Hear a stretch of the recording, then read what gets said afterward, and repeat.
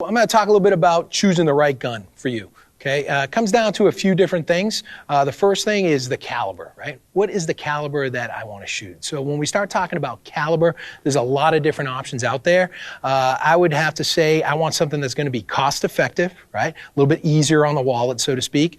Something that I can shoot comfortably, right? In other words, it's not recoiling a whole bunch, so I can go to the range and train a lot without getting fatigued, all right? And something that does the job that I'm looking for it to do.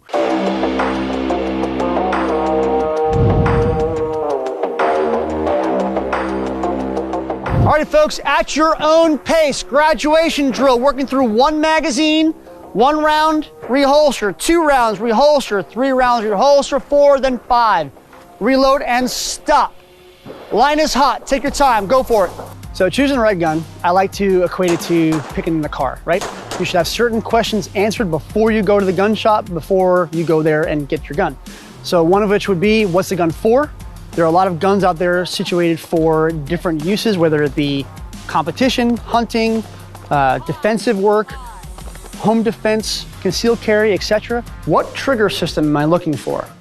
This is, again, another question you should have answered before going to the gun store. Again, equating it to cars, do I want a manual transmission?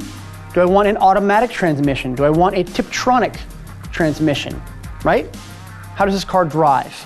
How does this gun shoot? Good. Reset. Come out to that reset point. I should hear 9 clicks. Tom, you want to stay up on the sights, and we're shooting the upper square. All right, here we go. Press the trigger. Hold it to the rear. Generally, what you're seeing most people go to now is the 9mm round.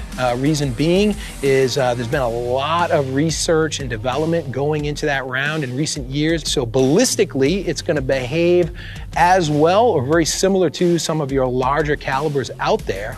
But now I have the ability to carry several rounds, right? If I'm carrying concealed or I'm shooting competitively, I can have a high capacity as opposed to, say, a 45 where I would only have 8 or 9 rounds in the gun. Mag out, mag in, slide forward, get my grip, get my sight, press, press.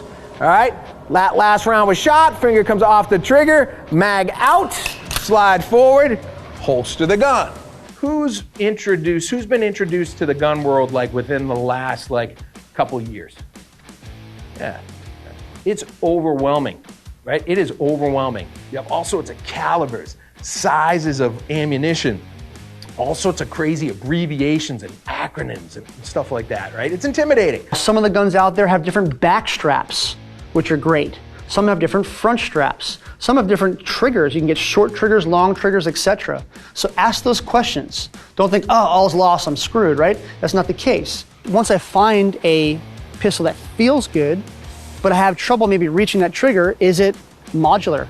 Can I change out a back strap, or like our 320, can you change out an entire grip mod for that whole circumference change?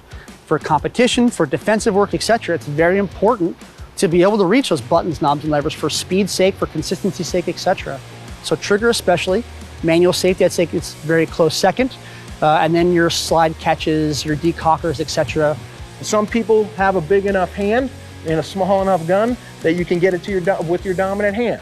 If you cannot get to it with your dominant hand, then there's nothing saying you can't use your support side hand, right? So I can use my dominant thumb or my support thumb. Size, fit, is it the right thing for what I'm doing? Does my ammunition make sense for what I'm doing as well?